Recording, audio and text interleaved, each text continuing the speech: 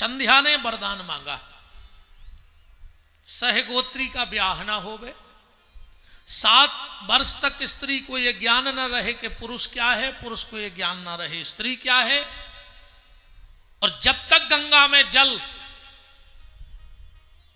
और आसमान में सूर्य रहे तब तक उस व्यक्ति की मुक्ति ना हो जो संबंधों में खिलवाड़ करे। देखो, एक बात मैं आपसे निवेदन करके कहूं, कई बार रावण मर गया, कई बार कंस मर गया। रावण को हर साल जलाया जा रहा है, पर रावण है कि जलने का नाम नहीं ले रहा है। ज्यादा नहीं तो पूरी दुनिया में वर्तमान में 100 जगह तो भागवत बैठी होगी, बहुत बहुत छोटा आंकड़ा, तो 100 जगह तो आज कंस मरेगा, पर कंस अभी तक नहीं मर रहा है। क्यों नहीं मर रहा है? रावण क्यों नहीं जल रहा है? क्योंकि एक तो जलाने वाला राम नहीं है, रावण रावण को जला रहा है आजकल, इसलिए वो मर नहीं रहा है।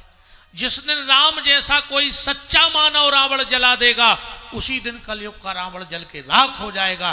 पर जहां देखो वहां रावण ही तो जला रहे हैं। आज व्यक्ति चेहरा राम का लगाए है, पर उसका चरित्र रावण का है। चेहरा उसका कृष्ण का है, पर अनुसरण वो कंस का कर रहा है। हमारे भीतर रावण बैठा है, हमारे भीतर कंस बैठा है। राम में रावण में अंतर कितना है? एक सोच का फर्क है। अगर एक सोच पलट जाए तो तुम राम, और वही सोच पलट जाए तो तुम रावण। जो देखो, सोच देखो राम की और रावण की। मेरे पास, या ये कहें जो दुनिया में सुंदर है वो मुझे चाहिए, जो भी दुनिया में सुंदर है वो मुझे चाहिए। अगर ये वृत्ति तुम्हारी है तो तुम ही कलयुग के रावण हो, और मेरे पास जो है वो दुनिया में सबसे सुंदर है। अगर यही वृत्ति है तो तुम ही कलयुग के राम हो। बस इतना तो फर्क है। कंस कौन है कलयुग का? मैं 3 बातें आपको बता रहा हूं, आईना देख लेना। अगर तुम में ये वृत्ति है तो तुम ही कलयुग के कंस हो। पहली वृत्ति, रावण गया अपने पिताजी के पैर छूने, जबकि कभी जाता नहीं था पैर छूने। गया, पिताजी के पांव में सिर रखा, दोनों पांव पकड़ के झटका मारा और बाप को जेल में बंद कर दिया। वो इसीलिए पांव पड़ने गया था कि पांव पकड़ ठीक से आ जाए। कंस ने अपने बाप को जेल में बंद कर दिया, और अगर तुमने अपने घर में अपने माँ बाप का बोलना बंद कर दिया हो तो तुम भी कलयुग के कंस हो। उसने बाप को जेल में बंद किया, तुमने अपने माँ बाप का घर में बोलना बंद कर दिया, तो समझना तुम भी कंस हो। आज कई बच्चों के बीच में माँ बाप बोल नहीं पा रहे हैं। बच्चे कहते चुपचाप बैठो, तुम्हें क्या लेना देना।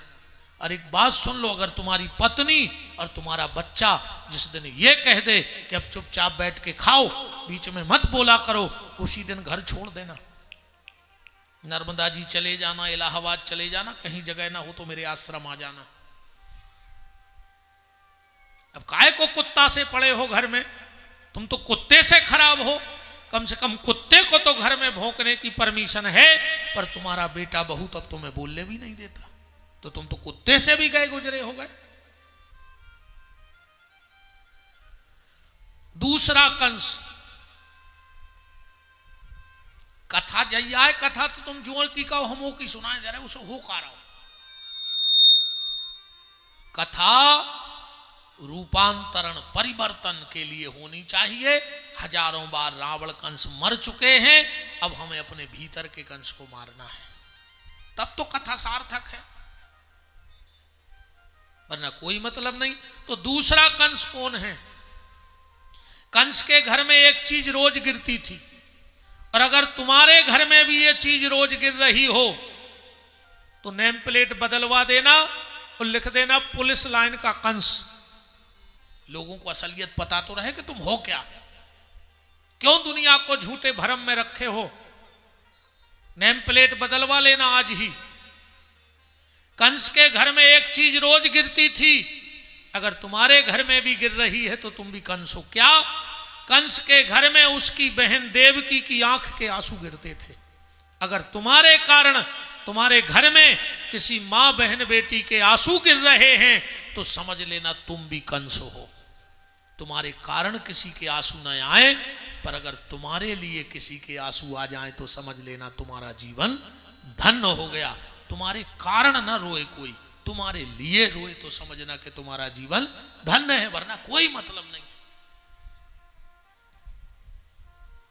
अब तीसरा कंस, और अब तो कंस भी मत लिखना, वरना कंस भी तुम पे मुकदमा लगा देगा।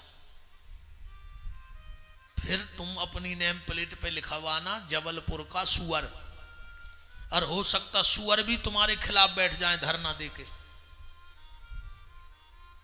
क्या कहें, हम नहीं कह सकते, शब्द नहीं है फिर तुम कौन हो जबलपुर के। अगर तुम कहीं खड़े हो और किसी बहन बेटी को तुम्हें देख के अपना रास्ता बदलना पड़े, तो सबसे पहले तो अपने माँ बाप के नाम पे थूकना कि तुम्हारे माँ बाप ने किस नीच को जन्म दिया है। वो तुम्हारे माँ बाप भी किसी नीच खानदान के रहे होंगे, जिनके यहाँ इतनी नीच संतान का जन्म हुआ है कि जिसे देखकर कोई बहन बेटी अपना रास्ता बदल दे तो चुल्लू भर पानी में डूब के मर जाना। धिक्कार ऐसे माँ बाप को जिनकी कूख में और जिसके अंश से तुम पैदा हुए हो। बात तो तब है कि अगर आधी रात में तुम खड़े हो और कोई बहन बेटी जा रही है तो वो और सुरक्षित महसूस करे कि फला भैया खड़ा है, अब मुझे कोई दिक्कत नहीं, तो समझ लेना तुम्हारे माँ बाप ने संतान को जन्म नहीं दिया, तुम्हारे माँ बाप ने जबलपुर में किसी संत को जन्म दिया है। तुम्हारे माँ बाप देवता से कम नहीं है। बात तो तब है।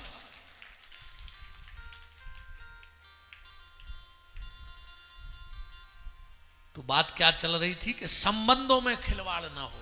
जिसको बहन कह दिया मतलब कह दिया, जिसको बेटी कह दिया मतलब कह दिया, जिसको मां कह दिया मतलब कह दिया। भगवान शंकर ने कहा संध्या यहां से थोड़ी दूर जाओ, मेधातिथि नाम के एक ऋषि यज्ञ कर रहे हैं, तुम उनके यज्ञ में कूद जाना और वो तुम्हें जीवित करेंगे, तुम पिछला सब भूल जाओगी। संध्या गई और कूद गई मेधातिथि के यज्ञ में। बहुत सुंदर थी, अति सुंदर थी।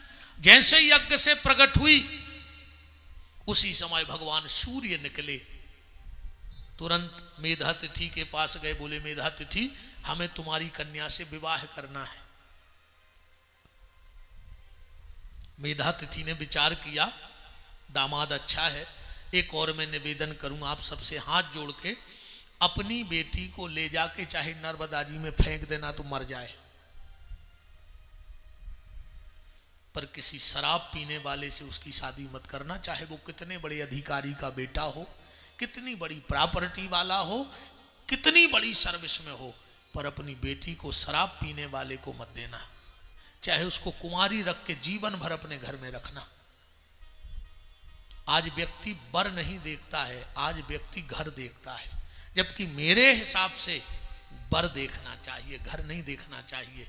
अरे वर अच्छा होगा तो घर तो अपने आप बना लेगा, और घर कितना भी बड़ा हो अगर वर गला गया तो जिंदगी को बार के रख देगा। इसलिए बेटी के लिए वर ढूंढो, घर मत ढूंढो। ये मत देखा करो कि प्रॉपर्टी कितनी है। अरे बेटी के भाग्य में होगा तो महल बनवा देगी, और उसके भाग्य में नहीं होगा तो रोड पे आ जाएगी। लड़का देखा करो, संपत्ति मत देखा करो। दामाद गरीब हो पर चरित्रवान हो और सदमार्गी हो, अरे कम से कम बेटी को 2 रोटी प्यार से खिलाएगा तो। अब तुमने बहुत बड़े घर में कर दिया और वो शाम को शराब पी के आएगा तो बेटी को मारेगा पीटेगा। अरे और फिर सुनो, तुम्हारे घर में भी कभी दामाद आ जाए, अब तुम 5000 की कालीन बिछा रहे, जीजा जी आ रहे, और जीजा जी डरे सुंगरा से को नाली में। बोले जीजा जी अबे तक नहीं आए, बोले वे 3 घंटा पहले आ गए, उन्हें पूरी पुलिस लाइन की नाली साफ कर दें खचोर खचोर के। तो ऐसे जीजा जी को क्या मतलब बताओ, कोई मतलब नहीं।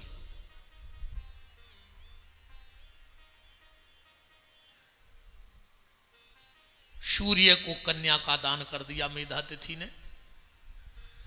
अब संध्या बड़ी सुंदर थी, इनके यहां 3 संतानें हुई, ध्यान से सुनना। बई बसवत मनु, यमराज और यमुना। जो श्री कृष्ण की पटरानी बनी वो संध्या की बेटी थी, सूर्य की। पर सूर्य बहुत प्रेम करते थे अपनी पत्नी से। प्रेम करना भी चाहिए पत्नी से, आप लोग भी करते होंगे अपनी अपनी पत्नी से, है ना? सब करते हैं अपनी पत्नी से प्रेम, और ज्यादा ही करते हो। सबसे ज्यादा तुम लोग पत्नी को तो ही चाहते हो। एक पत्नी के चक्कर में तुमने मां छोड़ दी, बाप छोड़ दिया, भाई छोड़ दिया, रिश्ते नाते छोड़ दिए, है ना? किसके लिए? पत्नी के लिए। जबकि पत्नी पसंद से मिलती है और मां पुण्य से मिलती है। हम लोग पसंद के चक्कर में पुण्य को अपने घर से निकाल देते हैं।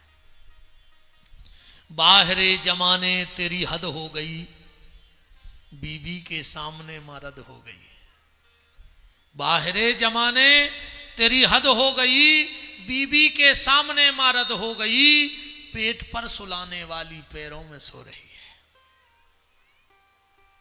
जब जनवरी की ठंड पड़ी, आधी रात में तुमने बिस्तर गीला किया, मां ने उठाकर तुम्हें सूखे में और मां गीले में सो गई।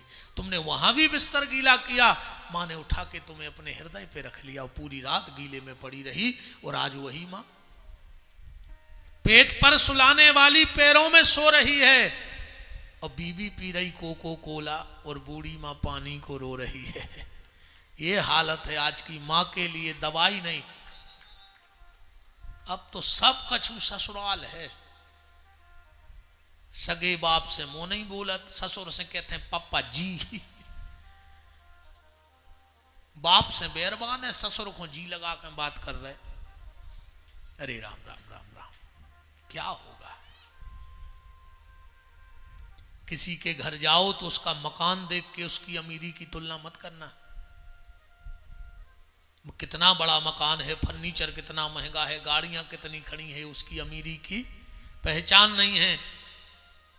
अगर किसी बंगले में जाओ और उस घर में उसके माँ बाप रोते हुए मिल जाएं, तो समझना तुम किसी भिखारी के घर में आए हो।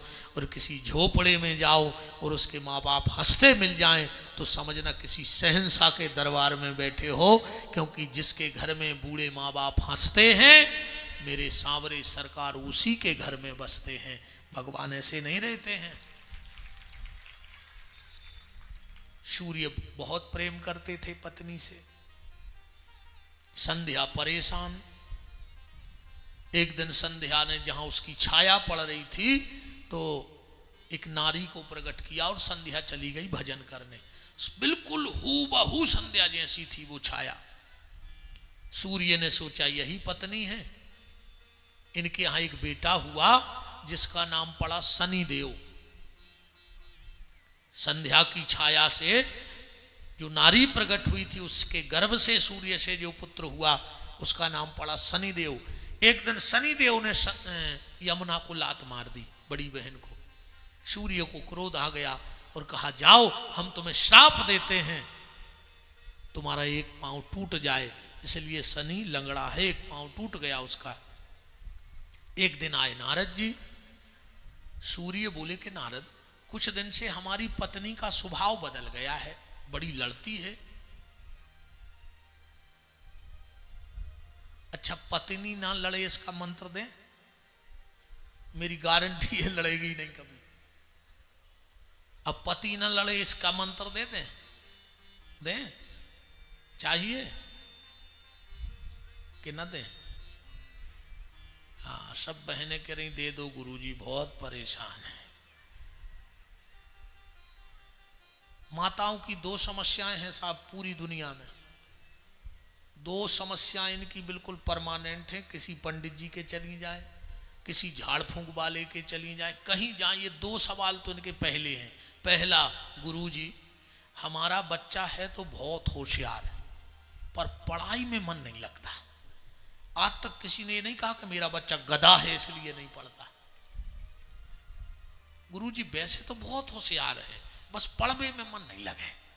अरे सीधी कहो ना के गधा है ऐसे नहीं पढ़ रहा हूं, जो गधा भी नहीं बनाने। और दूसरी समस्या, पहला तो ये प्रश्न हर माँ का है, और दूसरा गुरुजी हमारे पति जरा तेज स्वभाव के हैं, आज तक किसी ने नहीं कहा कि वो अच्छे हैं। ये गुरुजी उनको गुस्सा बहुत आता है, उनमें इतनी दम है कि तुम्हारे सामने गुस्सा कर सके, उनके बाप में दम नहीं है। तुम्हारी उंगली पे तो नाच रहे हैं, नहीं नाच रहे, जैसा तुम नचा रही हो वैसे ही नहीं नाच रहे। तुमने कहा मम्मी से बात मत करो, उसने बात करना बंद कर दिया। तुमने कहा भाई को पैसा मत देना, उसने पैसा देना बंद कर दिया। तुम्हारे ही सारे पे तो चल रहा है पूरा खेल, अब फिर भी कहती हो कि उनका स्वभाव तेज है। तुम जैसा नचा रही हो वैसा नाच रहा है बेचारा। नारद जी ने कहा सूर्य, तुम्हारी पत्नी का स्वभाव नहीं बदला, पूरी पत्नी ही बदल गई है। तो असली पत्नी कहां है? बोले जंगल में। सूर्य गए पत्नी को ढूंढने, संध्या घोड़ी बन गई सूर्य के डर से। नारद जी से पूछा नहीं मिली, बोले वो तो घोड़ी बन गई, तो सूर्य घोड़ा बन गए। ध्यान से सुनना। और 12 साल संध्या के साथ घोड़ा बन के रहे।